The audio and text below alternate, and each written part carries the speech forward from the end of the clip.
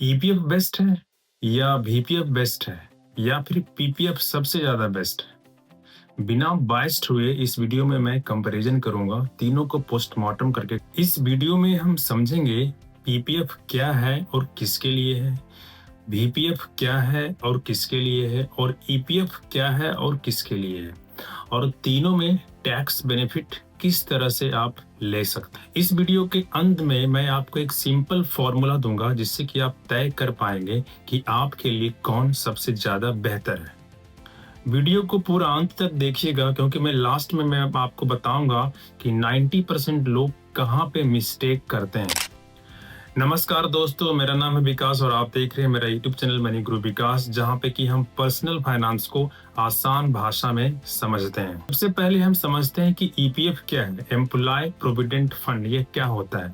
तो ईपीएफ में क्या होता है कि आपका ऑर्गेनाइजेशन जो है हर महीने आपकी बेसिक सैलरी का 12% रुपया आपके ईपीएफ अकाउंट में क्रेडिट कर देता है, और आप भी जो है बेसिक सैलरी का 12% जो है कंट्रीब्यूट करते हैं। तो यानी कि 12% आप कंट्रीब्यूट कर रहे हैं और 12% आपका ऑर्गेनाइजेशन कंट्रीब्यूट कर रहा है। दोनों को मिला करके जो होता है वो हर महीने आपके ईपीएफ अकाउंट में क्रेडिट होता है, और इंटरेस्ट रेट जो है वो ईपीएफ ऑर्गेनाइजेशन जो है वो आपको इंटरेस्ट रेट लगभग 8% का जो होता है वो हर महीने आपके अकाउंट में, हर महीने नहीं, एक साल होने पे जो है आपको जो है ईपीएफ का जितना भी लेट से कि जितना भी इंटरेस्ट रेट साल चल रहा है, ईपीएफ ऑर्गेनाइजेशन पहले ही, साल के पहले ही या कुछ टाइम पहले ही अनाउंस कर देता है कि अगले साल हम इतना इंटरेस्ट रेट देने वाले हैं।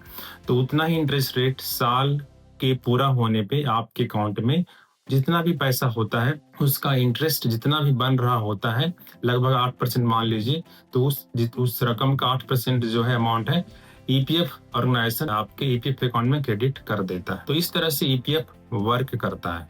ईपीएफ में कंट्रीब्यूशन करने का सबसे जो बड़ा बेनिफिट है वह है कि आपको टैक्स में राहत मिलती है। अगर आप जो है ओल्ड रिजीम में अभी भी अगर चूज करते हैं, ओल्ड रिजीम को भी अगर सेलेक्ट करते हैं, तो आपको लगभग 1.5 लाख रुपया अगर आप ईपीएफ में अगर आप कंट्रीब्यूट कर रहे हैं तो आपको उस पे जो है टैक्स में राहत मिलेगा, टैक्स में छूट मिलेगा आपको 1.5 लाख रुपया तक। और दूसरा जो बेनिफिट है इसका कि आपको कुछ नहीं करना है, जैसे आपको जॉब लगता है। दूसरा बेनिफिट को कहते हैं लॉन्ग टर्म कंपाउंडिंग, यानी कि आपको कुछ नहीं करना है, आपको किसी भी ब्रोकर से नहीं मिलना है, आपको किसी भी म्यूचुअल फंड डिस्ट्रीब्यूटर से नहीं मिलना है, आपको कोई फाइनेंशियल एडवाइजर से नहीं मिलना है, आपको बस जॉब स्टार्ट करना है और आपका पैसा जो है कटना स्टार्ट हो जाता है। 12% आपके बेसिक सैलरी का आप देते हैं और 12% जो है आपका एम्प्लॉयर देता है। तो इस तरह से जो है अगर आप किसी एक ऑर्गेनाइजेशन में अगर 30 साल तक सर्विस करते हैं तो आप समझ लीजिए कि 30 साल तक आपका ईपीएफ कटते रहेगा, आपको कुछ नहीं करना है। एक सरकार का बनाया हुआ नियम है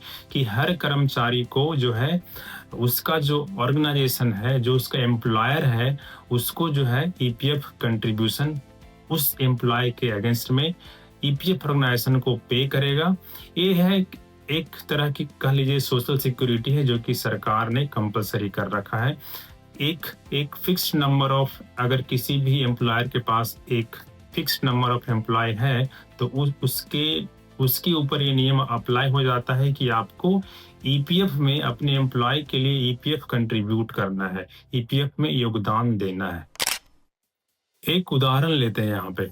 मान लीजिए कि आपकी सैलरी 50,000 रुपये हर महीने है और आपका एम्प्लॉयर जो है 6,000 रुपये हर महीने कंट्रीब्यूट करता है, ईपीएफ में कंट्रीब्यूशन करता है, और 6,000 रुपये आप भी ईपीएफ में कंट्रीब्यूशन करते हैं, यानी टोटल हो गया लगभग 12,000 रुपये।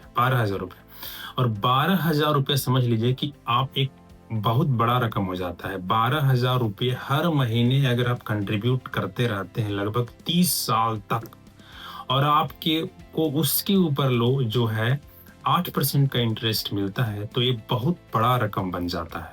ये रकम बन जाएगा लगभग 1,80,00,000 रुपया।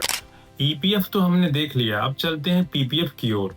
अब समझते हैं पीपीएफ की आखिर ये पीपीएफ है क्या। तो पीपीएफ को बोलते हैं पब्लिक प्रोविडेंट फंड। तो इसमें जो है 15 साल का लॉक इन पीरियड होता है, और आप अगर आप इंडियन सिटीजन हैं तो आप इसमें पैसा कंट्रीब्यूट कर सकते हैं या इन्वेस्ट कर सकते हैं। इसका जो सबसे जो इसके साथ खास बात है, या कह लीजिए कि इसकी जो है मतलब बुरी बात जो है कि इसमें 15 साल का लॉक इन पीरियड होता है। 15 साल से पहले आप पैसा नहीं निकाल सकते हैं और आप कम से कम 500 रुपया से स्टार्ट करके 1.5 लाख रुपया सालाना तक कंट्रीब्यूट कर सकते हैं। पीपीएफ का सबसे जो बड़ा बेनिफिट है वह यह है कि यह ट्रिपल ई कैटेगरी में आता है, यानी कि एग्जेम्प्ट एग्जेम्प्ट एग्जेम्प्ट।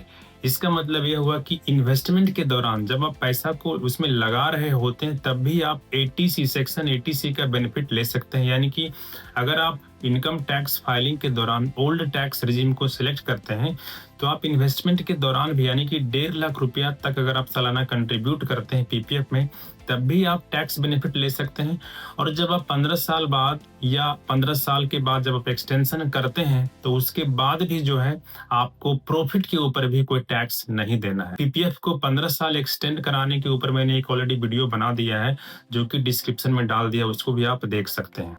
यहाँ पे आपको एक ईपीएफ वर्सेस पीपीएफ ये समझना है कि ईपीएफ में जहां आप पैसा डाल रहे थे और आपका एम्प्लॉयर भी आपके बदले में पैसा डाल रहा था, लेकिन पीपीएफ में सारा का सारा पैसा आप ही कंट्रीब्यूट करते हैं।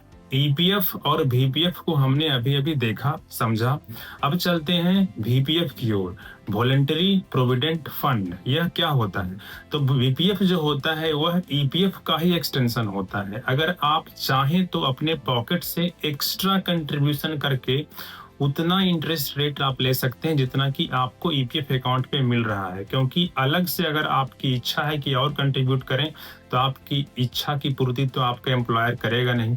तो इसीलिए सरकार ने एक फ्लेक्सिबिलिटी बना के रखी है कि अगर कोई एम्प्लॉय चाहेगा और थोड़ा पैसा कंट्रीब्यूट करना तो वो कर सकता है। उसको वीपीएफ कहा जाता है, यह ऑप्शनल होता है। वीपीएफ किसके लिए सबसे बेस्ट है? ऐसे लोग जो रिस्क नहीं लेना चाहते हैं, यानी कि वो इक्विटी का ऑप्शन एक्सप्लोर नहीं करना चाहते हैं, म्यूचुअल फंड में इन्वेस्टमेंट नहीं करना चाहते हैं, बस वो एक फिक्स्ड रिटर्न चाहते हैं, तो उसके लिए वीपीएफ सबसे ज्यादा बेस्ट है।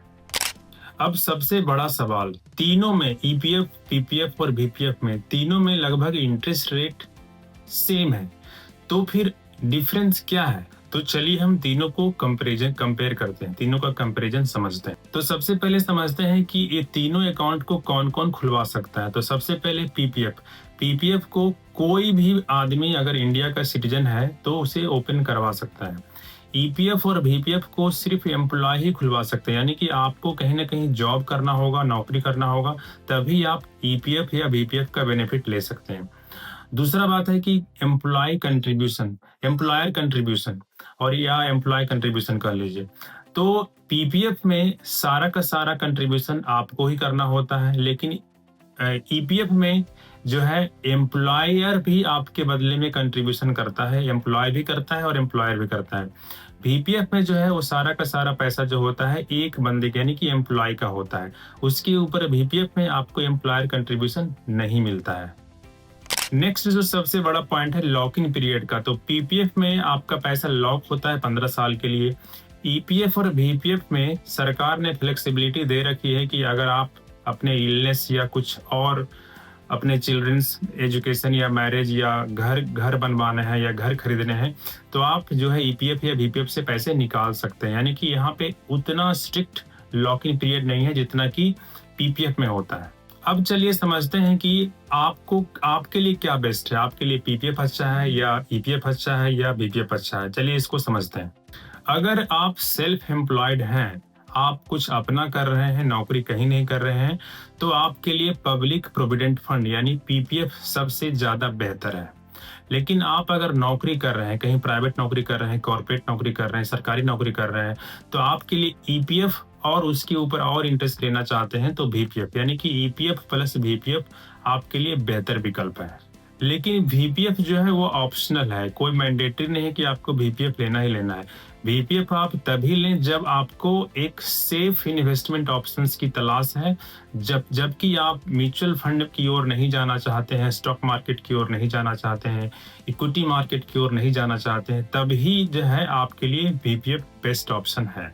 अगर अब तक आपको वीडियो अच्छी लग रही है तो वीडियो को लाइक कर दीजिए और कमेंट करके हमें बताइए कि आप कहाँ पे इन्वेस्टमेंट कर रहे हैं, ईपीएफ में कर रहे हैं, पीपीएफ में कर रहे हैं या ईपीएफ और बीपीएफ दोनों में कर रहे हैं। जैसा कि मैंने वीडियो के स्टार्टिंग में बताया था कि मैं लास्ट में आपको बताऊंगा कि 90% लोग क्या गलती करते हैं। तो 90% लोग जो सबसे बड़ी गलती करते हैं कि वो सारा का सारा पैसा उनका लगा होता है पीपीएफ में या कह लीजिए ईपीएफ में या बीपीएफ में। वो जो है इसके अलावा कहीं और नहीं कुछ सोचते हैं, इसके अलावा स्टॉक मार्केट के बारे में नहीं सोचते, इसके अलावा म्यूचुअल फंड के बारे में नहीं सोचते हैं।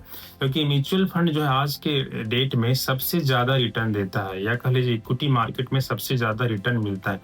म्यूचुअल फंड में अगर आप इन्वेस्टमेंट करते हैं, हर महीने कुछ पैसा अगर आप कंट्रीब्यूट करते हैं, तो आपको लगभग कम से कम जो है 12% सालाना का आपको उससे इंटरेस्ट प्राप्त हो जाएगा, जो कि ईपीएफ, बीपीएफ और पीपीएफ में लगभग आपका 8% मिलता है। तो यानी कि लगभग 4% ज़्यादा आप प्रॉफिट कमा सकते हैं अगर आप हर महीने कुछ पैसा कंट्रीब्यूट करते हैं म्यूचुअल फंड की ओर।